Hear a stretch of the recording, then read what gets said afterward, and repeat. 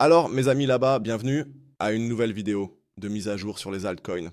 Aujourd'hui, nous allons examiner Avalanche qui a été très souvent demandé dans les commentaires des vidéos. C'est pourquoi nous allons y jeter un œil. Si vous avez d'autres souhaits concernant les altcoins, n'hésitez pas à les écrire dès maintenant dans les commentaires ci-dessous. Quels altcoins vous intéressent? Quels projets éventuellement? Je vais tout examiner petit à petit, mais aujourd'hui c'est d'abord Avalanche qui est à l'ordre du jour. Nous allons voir quel pourrait être le prochain point d'achat, comment se portent mes positions et quelle est ma perspective ou ma stratégie.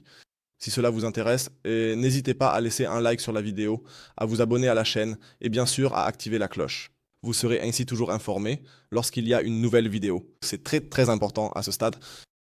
Et si vous n'êtes pas encore dans le groupe Telegram, vous manquez clairement quelque chose. Là aussi, des configurations. Toutes sortes de choses dans MDHA sont postées à tout moment, des configurations de trading, Kraishno, des achats au comptant, etc. N'hésitez donc pas à nous rejoindre. Et oui, le lien est également en bas dans la description de la vidéo ou dans la section des commentaires. Il y a aussi le lien vers Bingix, mon partenaire d'échange, où vous pouvez bien sûr acheter Trader Avalanche ou faire autre chose. Bien sûr. Oui, Avalanche, 18,26 $. L'un des altcoins qui a également fortement augmenté hier, répété ou avant-hier, après que tout le marché a explosé. Et pas seulement la crypto, mais aussi les marchés boursiers ont fortement grimpé au hier. Pure manipulation du marché, si vous me demandiez.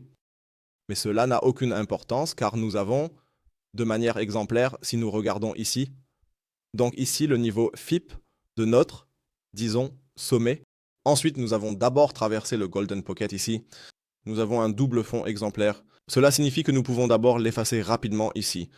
Nous avons un double fond exemplaire avec une divergence haussière, un creux plus bas et un creux plus haut, ou plus bas dans le RSI est une divergence haussière, donc très bien. Mais ici aussi, je l'ai déjà dit ce matin dans les vidéos. Soyez prudents, nous n'avons même pas encore dépassé ce sommet ici. Cela signifie que nous devons au moins dépasser ce pivot à 19,72 $ pour avoir une chance de rupture de structure. En vue quotidienne. Cela signifie qu'actuellement, ce n'est que du farming de liquidité et rien de plus. Nous sommes encore globalement dans une tendance baissière. C'est également clairement visible.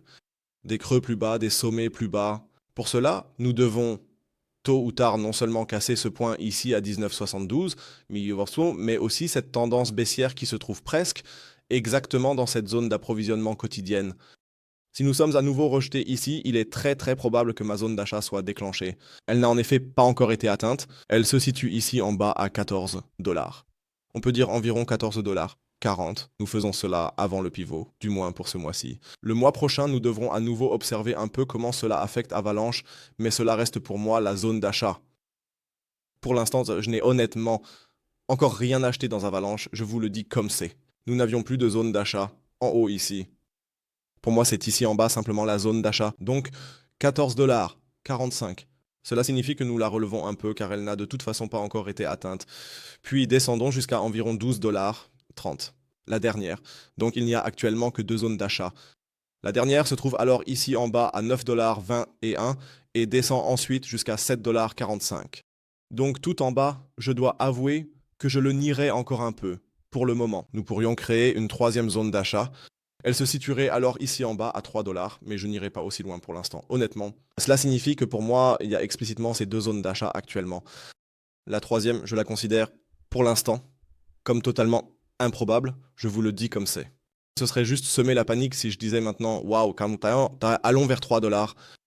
Honnêtement, je n'y crois pas personnellement. C'est pourquoi attendons simplement pour un potentiel bull run ou une saison des altcoins, c'est bien sûr aussi la question. Selon le moment où vous entrez maintenant, pour moi, je reste sur une augmentation de prix de 100%, retrait de l'investissement, et cela correspondrait également très bien au Golden Pocket de ce mouvement à la baisse. Cela signifie que ceux qui, par exemple, entrent déjà maintenant sans prêter attention à la zone d'achat, je veux dire, c'est votre choix, tout le monde n'a pas à faire comme moi, alors vous pourriez également atteindre plus de 100% si vous retirez votre investissement au Golden Pocket. Et le Golden Pocket est un obstacle massif et honnêtement, je n'attendrai pas plus pour le moment. Si le Golden Pocket se brise ici, d'accord, alors nous pouvons envisager des cours plus élevés, vers 60, voire 90 $. Ensuite, vous verrez vous-même qui entre alors en bas. Ce serait un profit de 436%, mais ce ne sont que des probabilités et ce n'est pas une obligation. N'hésitez pas à écrire votre avis dans les commentaires ci-dessous, ce que vous en pensez. Que pensez-vous des zones d'achat? Êtes-vous investi dans Avalanche? Êtes-vous investi dans d'autres projets? Écrivez-le ci-dessous. Et sinon, je dirais merci beaucoup, Mo, d'avoir regardé. Nous nous entendrons ce soir pour le live stream à 19 h sur ma chaîne YouTube allemande. Et sinon, je dirais que c'est tout pour moi. Je vous souhaite une bonne journée d'ici là. Ciao, ciao. Et comme toujours, restez CR.